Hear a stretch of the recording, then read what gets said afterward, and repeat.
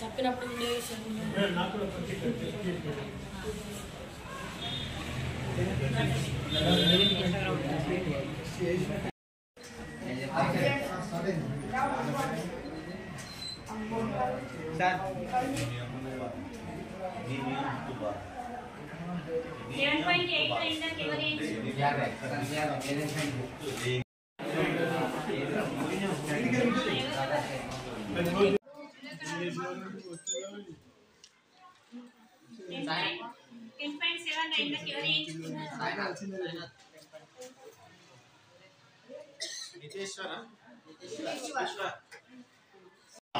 ముక్త్ భారతదేశంగా మనం కూడా ప్రపంచంలో నిలబడాలని.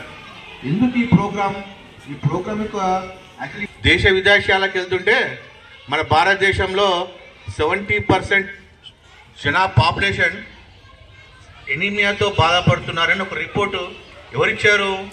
WHO ఇచ్చింది, వరల్డ్ హెల్త్ ఆర్గనైజేషన్ ఇచ్చింది. సో అందులో భాగంగానే అధ్యయనం చేసి ఎనీమియా ముక్త్ భారత్ ప్రోగ్రామ్ని డిజైన్ చేయడం జరిగింది. ఆ ఎనీమియా ముక్త్ భారత్ ప్రోగ్రాంలో భాగంగానే మనం 2 ప్రోగ్రామ్స్ చేసుకునే వాళ్ళం, 2 సబ్ ప్రోగ్రామ్స్. ఒకటి whips programme, second NDD programme.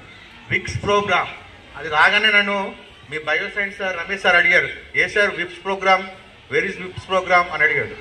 అంటే ప్రతి గురువారం ఇంతకుముందు మనం ఐరన్ ఫోలిక్ యాసిడ్ సప్లిమెంట్స్ ఇచ్చేవాళ్ళం. మీరు లంచ్ చేసిన తర్వాత మా ఆరోగ్య కార్యకర్తలు కానీ ఆశా కార్యకర్తలు కానీ వచ్చేసి మీకు ప్రతి గురువారం